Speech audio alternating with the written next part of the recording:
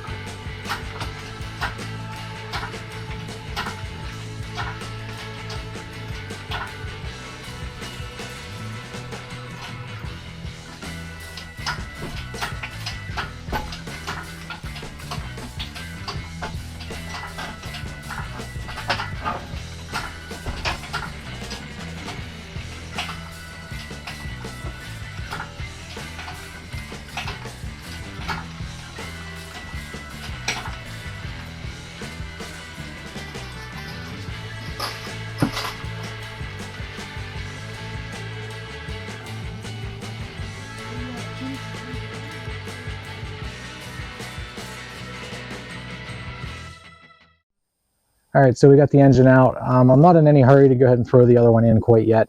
I have a few things that I want to take care of in the engine bay here, mostly cleaning, tidying up wiring, things like that. I'm going to go ahead and put new engine mounts in because, you know, it's the easiest time to do them is going to be right now when it's like it is. I've also been playing around with the idea of converting this truck over to electric power steering while I have everything out. So during around the mid-2000s, about maybe 2005 to 2015 or so, manufacturers like Volvo and Mazda were using electric power steering setups that used an electric motor that drove the hydraulic pump. And I haven't really seen it done much amongst the Rangers, but I've seen it in the Mustangs, and it's actually pretty popular in the drift car world to take a Volvo pump and use that to drive your power steering instead of the engine. So I thought it might be fun to try to convert the Ranger over as well, just to see if I could do it. It probably would free up a few horsepower. I'm not really sure how much you really get out of it because, yeah, you're not driving the hydraulic pump with the engine anymore, but you're going to get more of a draw on your alternator. So I don't know if it evens out or what, but nonetheless, I think it would be pretty fun to do. I do have a pump in the garage from a Mazda 3 that I picked up really cheap at a scrapyard. I'm not sure if I'm going to use it though. I might go ahead and go with the Volvo pump, which seems to be more of a popular choice. It's actually a Ford pump anyway, it has a Ford logo right on it. And from what I understand, the fittings are the same fittings that I would need here to hook up to my factory steering box. So it might be a pretty easy swap just to use the Volvo pump.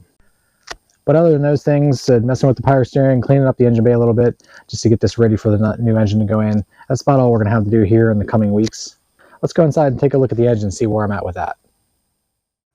Alright, so as you can see, we're a lot further along than we were last time. Last time I just put the cylinder head on and that was about it.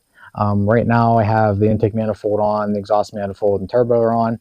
We'll get to more about the turbo in a second. Timing's all set up, everything like that. So this is pretty much ready to go. Oil system has been primed. I did that before I did the timing belt. So it's just little odds and ends and things to get it ready to go and fully built before it goes in. So for the turbo, I did get that fully rebuilt. Shout out to Evergreen Turbo in Florida. They did an excellent job on the rebuild. Charlie there really got this done quickly for me. I think it was shipped to him and I had it back here completed in less than a week and a half, which was extremely fast. I did have a couple unexpected issues with the turbo when it was rebuilt. The bearing housing turned out to have a crack in it, one of the water fittings. Apparently someone had over-tightened that previously. Nobody saw it until it was actually cleaned and it was able to see the crack there. So I had to get a new bearing housing. The compressor wheel also had some issues. They weren't able to balance it, so I had to get a new one of those as well. So I'm really glad I decided to get it rebuilt. Knowing now that the issues that it had probably would have presented some problems to me down the road. So right now we should be good to go for a long time. I might have mentioned it in an earlier video, but I did put 60-pound injectors in this. There's a good chance I'm going to take those back out and put the stock injectors in. I want to be able to start this engine and break it in a little bit before it would ever go on a dyno to get tuned. So I'm thinking about putting the stock injectors back in and making sure that the engine can't build any boost and driving it like that for a short period just to make sure everything's okay before I go ahead and put it on a dyno. The last thing I'd want to do is put it on a dyno and have it blow up, as soon as I start it and just waste everybody's time and money. worrying about all that's going to be a ways off. Right now, it's just going to be focusing on getting the swap done. I have a lot of other things to do: charge piping, intercooler, blow off or bypass valve, things like that I haven't even begun to think about how I'm going to route things and design the system. So there's still a lot of work left to do. You can definitely throw one of these together and really not take a lot of time to figure those things out. Do it non-intercooled, things like that. In the end, you're not going to make as much power. It may not be as reliable. So I'm making an effort here to do this as best as I can, take my time and figure out how this should be done and do it right. All right, so that's where we are with the project. I hope today's video was helpful. I hope all these videos are helpful. The goal of this channel is generally to help everybody out, teach you something while I learn along the way as well.